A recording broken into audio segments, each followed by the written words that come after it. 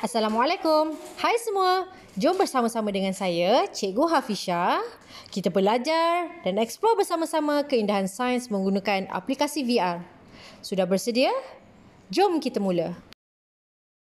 Baiklah, untuk sesi kali ini kita akan belajar tentang graf gerakan linear dalam bab daya dan gerakan. Dalam bab ini kita akan belajar tentang bagaimana kita mentafsir jenis gerakan daripada graf gerakan linear untuk menentukan jarak, sesaran, had laju purata dan juga pecutan. Okey, graf yang pertama adalah graf sesaran masa.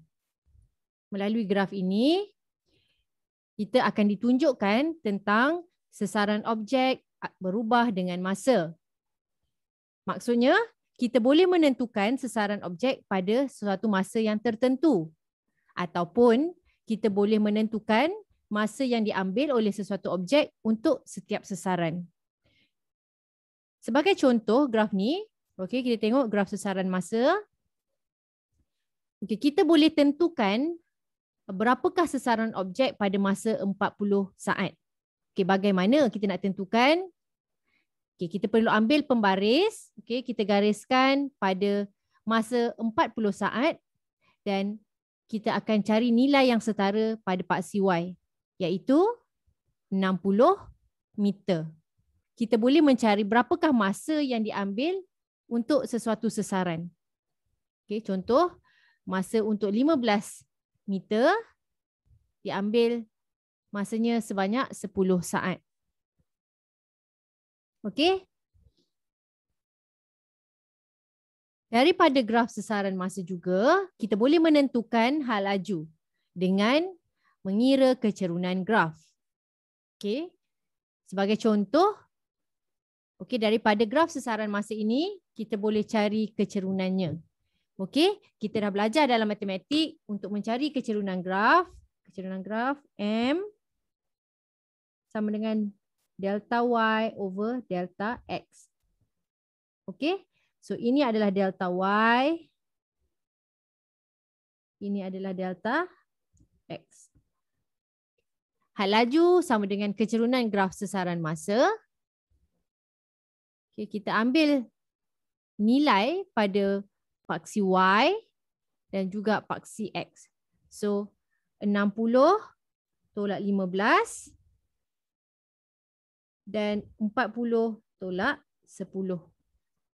So, kita akan dapat jawapannya 1.5 meter per saat. Pastikan jawapan akhir dalam bentuk perpuluhan. Dan juga pastikan unit yang betul untuk had laju, iaitu meter per saat. Graf yang kedua adalah graf had laju masa. Daripada graf had laju masa, kita ditunjukkan bagaimana had laju bagi sesuatu objek bergerak berubah dengan masa. Sebagai contoh, okay, graf ini kita boleh mencari berapakah had laju pada masa 4 saat. Okay, ambil pembaris dan gariskan pada masa 4 saat dan cari nilai yang setara pada paksi Y, iaitu 20 meter per saat. Sebaliknya, kita juga boleh mencari berapakah masa yang diambil. Untuk mencapai had laju 15 meter per saat, masa yang diambil adalah 3 saat. Selain itu, daripada graf had laju masa, kita juga boleh menentukan pecutan dengan mengira kecerunan graf. Kita ambil contoh. So, kita masukkan nilai yang ada. Ini adalah delta Y, delta X. So, substitute 20 tolak 0, 4 tolak 0. So, kita akan dapat jawapan 5 meter per saat. Okay, sila pastikan unit yang betul. Had laju meter per saat, masa saat, bawa ni atas, jadilah meter per saat. Selain daripada kecerunan, graf had laju masa juga kita boleh menentukan sesaran objek dengan kita mengira luas di bawah graf. Okay, kita tengok contoh. Okay, kita ada graf hal laju masa. Soalannya, kita perlu mencari sesaran objek dari masa 4 saat hingga ke 9 saat. Okey, 4 saat ke 9 saat yang ni. Okey, jadi luas di bawah graf 4 ke 9 saat adalah segitiga ini yang dilorikkan. Formula segitiga. Okey, segitiga sama dengan separuh darab tinggi darab lebar. Okey, so substitute. Ini adalah tinggi dia, ini adalah lebar dia. So masukkan value 1/2 darab 10 darab 5, kita dapat 25 meter. Untuk kita lebih memahami tentang konsep graf gerakan, saya akan menggunakan aplikasi virtual reality daripada platform viative.com. Baiklah, kita akan mengkaji graf gerakan dengan kita membuat pemerhatian terhadap pergerakan kereta merah, kereta biru dan kereta hijau. On your mark, get set, go. Nampaknya kereta merah mendahului dan akhirnya dimenangi oleh kereta hijau. Okey, kita boleh lihat dalam graf yang dilakarkan di belakang ini. Okey, ada graf biru mewakili pergerakan kereta biru, graf hijau, kereta hijau dan juga graf merah, kereta merah. Daripada graf, jarak melawan masa. Okey, ingat lagi tak yang kita belajar sebelum ni? Okey, jarak melawan masa. Apakah yang akan kita perolehi daripada kecerunan graf? Okey, kecerunan delta Y over delta X. So delta Y, apa yang ada pada paksi Y, unitnya sentimeter. Per paksi X, unit dia adalah saat. Okay. So CMS negatif 1 sama dengan dia adalah unit bagi laju. Okay. Jika tadi saya terangkan tentang graf sesaran masa, daripada kecerunan graf sesaran masa kita dapat hal laju. Tetapi daripada graf jarak masa kita akan dapat laju daripada kecerunan graf. Jika kita perhatikan kecerunan bagi graf B lebih landai berbanding kecerunan graf A. Ini menunjukkan bahawa kelajuan kereta merah lebih tinggi berbanding dengan kelajuan kereta biru. Baiklah, kita telah selesai mempelajari tentang bab ini. Jadi, let's test ourselves and see how far we understand this topic. Soalan yang pertama. Kecerunan graf jarak masa mewakili, ingat cikgu cakap, kecerunan delta Y jarak per masa. Jarak per masa sama dengan laju. So, betul.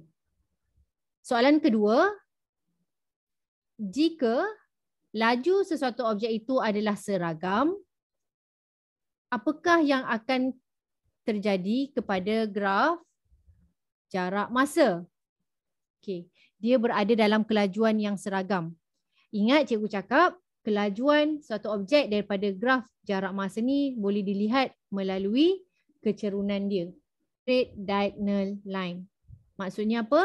Dia ada kecerunan. Soalan yang ketiga, antara yang berikut, yang manakah yang boleh kita gunakan untuk mengira kecerunan graf jarak masa? Okey, jawapan dia adalah kelajuan ataupun laju. Soalan keempat, pada graf jarak masa, apakah yang akan diperolehi daripada kecerunan yang curam? Saya dah sebut tadi, okay, semakin curam sesuatu kecerunan, semakin laju gerakan objek tersebut. Jadi apakah jawapan kita? Okey, dia mewakili kelajuan yang lebih tinggi. Soalan kelima, yang mana satukah di antara tiga kereta ini mempunyai kelajuan yang paling tinggi? Jadi kita tengok mana satu antara tiga-tiga graf ni yang mempunyai kecerunan yang curam. Okay, kita tengok ni A. A ni dah landai. So A ni bukanlah. Okay, kita tengok antara graf B dan C. Okay. So ni B. Ini C.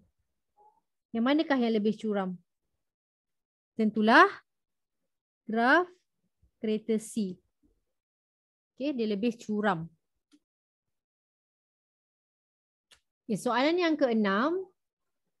Apakah jarak yang dilalui oleh kereta A dalam masa 3 saat? Kita hanya perlu gunakan pembaris. Okay, kita letakkan pada nilai 3 saat. Okay, kita gariskan lurus. Daripada graf kereta A, kita dapatkan nilai yang setara pada paksi Y. Untuk graf ni, satu kotak kecil mewakili 2 meter. Jadi dia ada 4 kotak, jadi maksudnya adalah 38 meter. Soalan yang ketujuh. Jika D mewakili jarak dan T mewakili masa, apakah formula untuk laju? So laju sama dengan jarak bahagi masa. So D over T. D per T. Soalan nombor 8. Pada masa bilakah kereta C mendahului kereta B? Okay. So dia ada intersection kat sini. B and C. Okay. So dekat masa bila berlakunya intercept? Lepas tu dia akan overtake kan? Okay, jadi kita tengok. Dekat masa dia dekat. So it's 2.2. Well done everyone. Kita berjaya menjawab ke semua 8 soalan dengan betul. See you in my next class. Bye.